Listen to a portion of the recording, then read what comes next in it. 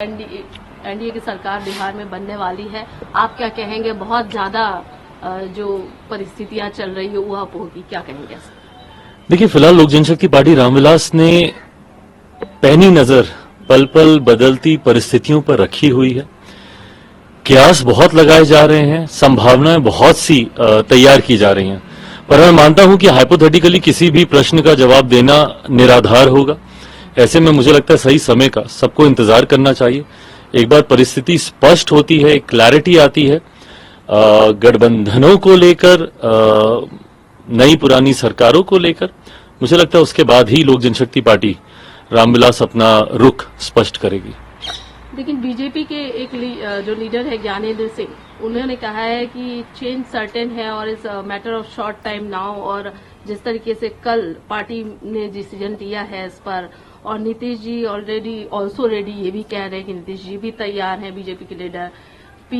PM जो है वो भी नीतीश जी को पसंद करते हैं, और एनडीए 40 सीट बिहार में अगर जीतती है, नीतीश अगर ज्वाइन करते, इस तरीके की बातें जो बीजेपी की तरफ से सामने से निकल कर आ रही है, तो क्या माना जाए? क्या मुझे नहीं पता कि ये भारतीय जनता पार्टी का अधिकृत बयान है कि नहीं, बट हैविंग सेड दैट, मैं इतना जरूर मानूंगा कि मौजूदा परिस्थिति में भी बिहार में एनडीए इतना मजबूत है कि 40 की 40 सीटें हम लोग बिहार में जीत सकते हैं। ऐसे में मुझे नहीं पता कि नीतीश कुमार जी एनडीए का हिस्सा बनते हैं या वो महागठबंधन में ही रहते हैं। जैसा मैंने कहा कि परिस्थितियों पे नजर है, और एक बार पूरी क्लैरिटी आ जाए उसके बाद ही लोक जनशक्ति पार्टी रामविलास अपना रुख तय करेगी।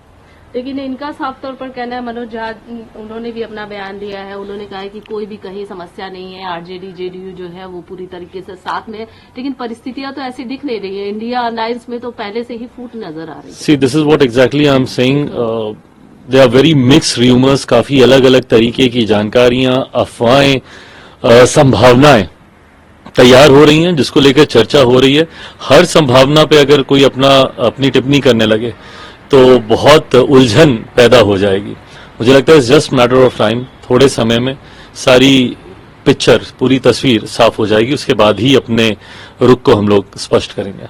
आज आप अमित शाह जी से भी मिलने वाले हैं, ये कहा जा रहा है लगभग शाम को मुलाकात है, या जब भी आपकी आज मुलाकात है, क्या कहेंगे? भारतीय जनता पार्टी का शीर्ष नेतृत्व निरंतर मेरे संपर्क में पिछले कुछ हफ्तों से रहे हैं। गृह मंत्री जी से इस दौरान मेरी कई बार बातचीत हुई है। बातचीत होनी तय भी थी, सिर्फ मौजूदा परिस्थिति को लेकर नहीं, क्योंकि वैसे भी चुनाव अब समीप हैं।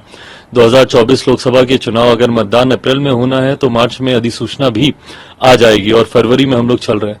तो ऐसे में सीटों के बंटवारे को लेकर, चुनाव की रणनीतियों को लेकर वैसे भी मेरी उनसे बातचीत चल रही थी। मौजूदा परिस्थिति में जो डेवलपमेंट्स हैं, इसको लेकर भी संभावित मुलाकात मुझे लगता है आने वाले दिनों में तय होगी, जहां पे अधिकृत जानकारी गठबंधन में चल रही नई हलचलों को लेकर मुझे प्राप्त होगी, जिसके आधार पर लोक जनशक्ति पार्टी रामविलास भी अपना पक्ष रखेगी।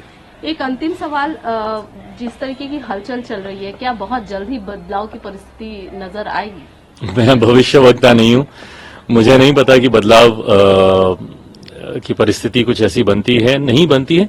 क्या जरूर लग रहे हैं, जिस तरीके से सरगर्मियां बढ़ी हुई हैं, मैं मानता जरूर हूं कि कुछ तो हलचल है। अब वो अपनी मंजिल तक पहुंचती है कि नहीं, मुझे यह नहीं पता। इसके पूर्व भी कई बार इस तरीके की हलचलों का दौर हम लोग देख चुके हैं।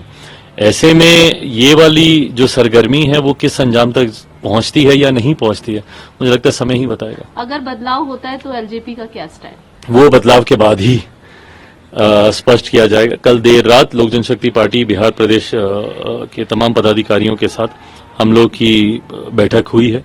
बैठक में हर संभावित परिस्थितियों पर हम लोगों ने चर्चा की है। पार्टी की तरफ से मुझे अधिकृत किया गया है गठबंधन से जुड़े किसी भी विषय पर फैसला लेने के लिए। मुझे लगता है थोड़े 2-4 दिनों में जैसे जैसे परिस्थितियां स्पष्ट होंगी, क्लैरिटी आएगी कई विषयों को लेकर, और उसी के आधार पर फैसले लिए जाएंगे।